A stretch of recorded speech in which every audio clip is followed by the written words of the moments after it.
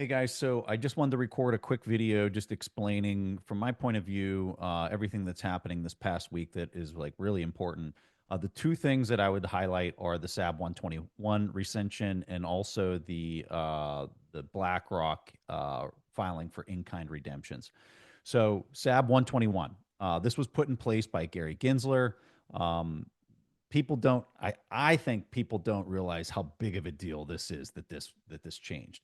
So before, if you were a bank, call it JP Morgan or whoever, and you wanted to custody Bitcoin, you would have to, it was treated as a liability for that custody. So if you had $1 billion and somebody wanted you to hold $1 billion worth of Bitcoin, they would hold that, but they would also have to come up with another $1 billion of something, call it a treasury, $1 billion worth of treasuries to list as an asset as they're custodying that Bitcoin.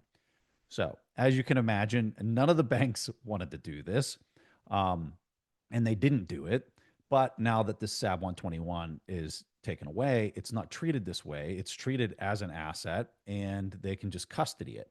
And so, what I'm hearing is that all the major banking institutions are now wanting to take this on. There could be loan products, all sorts of things that can pop out of this that really, and this is the core point, this entrenches Bitcoin as a global settlement layer, in my humble opinion. And I think that the really big point that I think is missed is allowing this happening right as the new administration's coming in, and you're getting this entrenchment that's going to happen over the next 4 years. And so there's a lot of talk about the strategic reserve and things like that. These are things that I think that the government could kind of flip a lot easier. Maybe you have a pro Bitcoin administration right now, and then 4 years later, maybe you have a completely different administration, and they could turn some of those things off. I think with the SAB 121 recension, you don't necessarily have that. I think this is going to totally indoctrinate and entrench Bitcoin into these large institutions. And I think that that's super bullish. I have concerns, obviously, about. I wrote a piece last week that I published saying that I think that any type of under collateralized lending against Bitcoin should be illegal. I'll have a link to that article in here.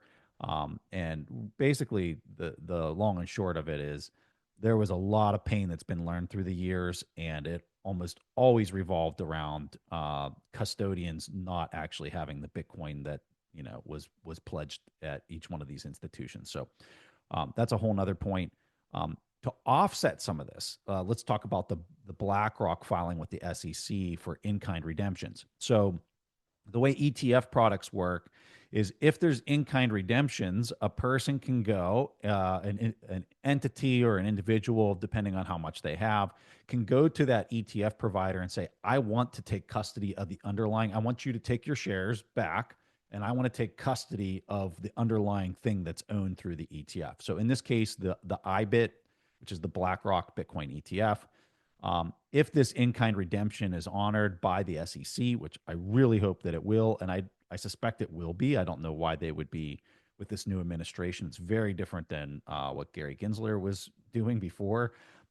This would really offset the concern of rehypothecation happening with the custodians. If BlackRock, which is the biggest ETF, Bitcoin ETF out there, has this threat of, hey, we give us the Bitcoin, we want to do an in-kind redemption.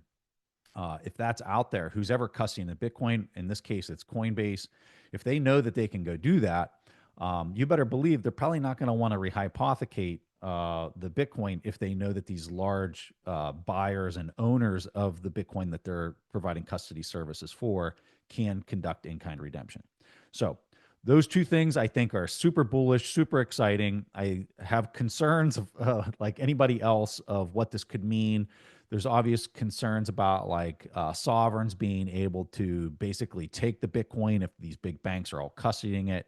I'm not even discussing that, but that is definitely a concern and something that needs to be addressed and talked about very heavily within the community, especially if you're interacting with legislators and like what's appropriate. But anyway, that's my quick take on last week and the two big things that I think people need to pay attention to.